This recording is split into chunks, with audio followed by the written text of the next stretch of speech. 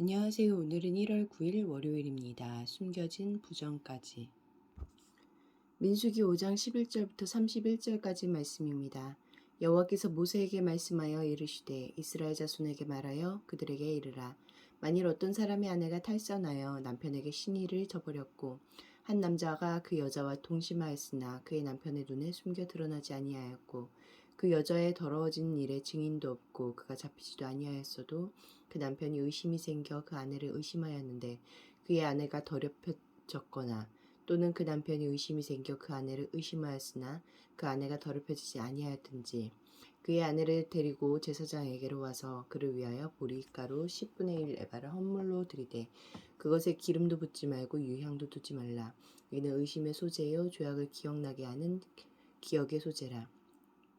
제사장은 그 여인을 가까이 오게 하여 여호와 앞에 세우고 토기에 거룩한 물을 담고 성막 바닥에 티끌을 취하여 물에 넣고 여인을 여호와 앞에 세우고 그의 머리를 풀게 하고 기억나게 하는 소재물 곧 의심의 소재물을 그의 두 손에 두고 제사장은 저주가 되게 할 쓴 물을 자기 손에 들고 여인에게 맹세하게 하여 그에게 이르기를 네가 네 남편을 두고 탈선하여 다른 남자와 동침하여 더럽힌 일이 없으면 저주가 되게 하는 이 쓴 물의 해독을 면하리라. 그러나 네가 네 남편을 두고 탈선하여 몸을 더럽혀서 내 남편이 아닌 다른 사람과 네 남편이 아닌 사람과 동침하였으면 제사장이 그 여인의 저주의 맹세를 하게 하고 그 여인에게 말할지니라. 여호와께서 네 널쩍다리가 마르고 내 배가 부어서 내가 내 백성 중에 저주거리 맹세거리가 되게 하실지라. 이 저주가 되게 하는 이 물이 내 창자에 들어가서 내 배를 붓게 하고 네 넓적다리를 마르게 할 것이라 할 것이요. 여인은 아멘 아멘 할지니라. 제사장이 저주의 말을 두루마리에 써서 그 글자를 그 쓴물에 빨아넣고 여인에게 그 저주가 되게 하는 쓴물을 마시게 할지니 그 저주가 되게 하는 물이 그의 속에 들어가서 쓰리라.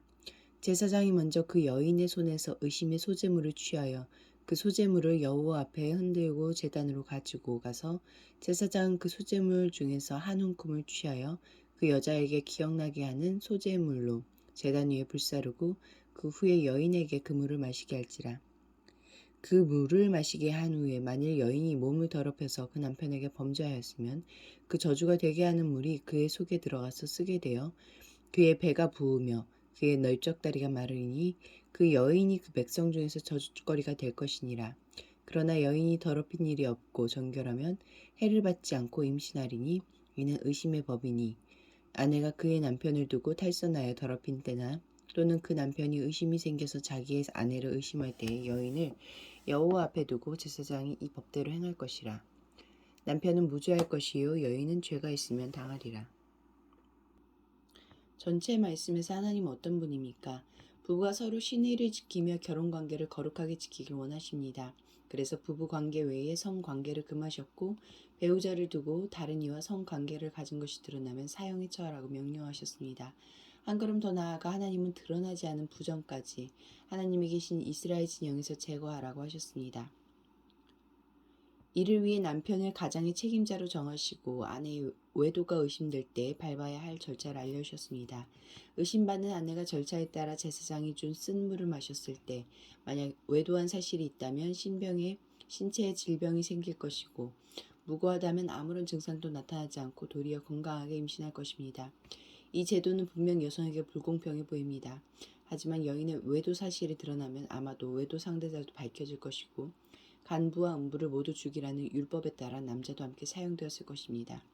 이 제도는 율법의 시대에 가부장적인 문화에 맞춰 세워진 것이라 오늘날의 시각으로 보면 불공평하고 가혹하지만 하나님이 외도를 더러운 것으로 여기신다는 것은 분명히 보여지며 그 사실은 지금도 남녀 모두에게 여전히 유의미합니다.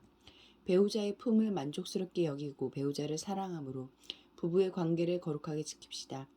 혹여 은밀히 하나님이 금하신 쾌락을 탐하고 있다면 당장 중단하고 청산해야 합니다. 하나님은 다 알고 계십니다. 전체 말씀에서 하나님은 어떤 분입니까? 약한 자가 억울한 일을 겪지 않도록 공정한 절차를 마련하십니다.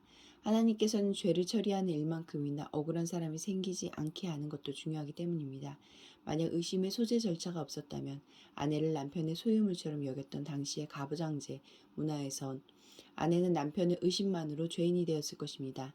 하지만 하나님이 제정하신 절차 덕에 하나님의 판정 없이는 감히 남편이 아내의 외도를 단언할 수 없었습니다. 오늘날 우리 사회의 제도도 힘없는 사람들이 억울한 일을 당하지 않도록 지켜주는 방향으로 보완될 때 하나님과 법은 닮은 것이 되며 그로 인해 세상도 하나님 나라에 한 발짝 가까워질 것입니다. 기도하시겠습니다. 공동체를 위해서는 배우자를 사랑하고 그에게 신의를 지킴으로 거룩한 부부가 되게 하소서. 열방을 위해서는 파키스탄이 몬순 폭우로 국토의 3분의 1이 침수되고 3,300만 명이 피해를 입었다. 국제사회와 세계교회가 적극적으로 지원하여 복구가 신속히 이뤄지며 파키스탄 국민이 희망을 잃지 않도록 함께 기도하시겠습니다.